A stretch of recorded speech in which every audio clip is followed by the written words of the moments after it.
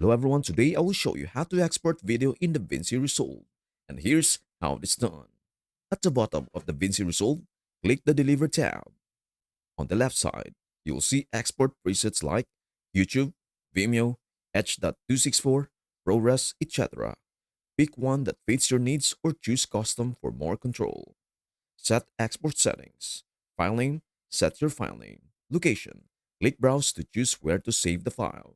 Format, common options are MP4 or QuickTime. Codec, for MP4, use H.264 or H.265. For higher quality, use DN times HR or ProRes. Resolution and frame rate, match your project or change as needed. Audio and video settings, make sure both export video and export audio are checked. Adjust quality settings as desired. Add to render queue. Click Add to render queue top right. Your job appears in the render queue panel on the right. Start the render. Click Render All to start exporting. The progress bar will show how long it is taking. And that is everything you need to know about how to export video in DaVinci Resolve.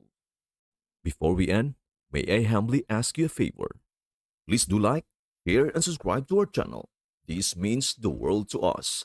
Thank you so much for watching. We hope to see you in our next video.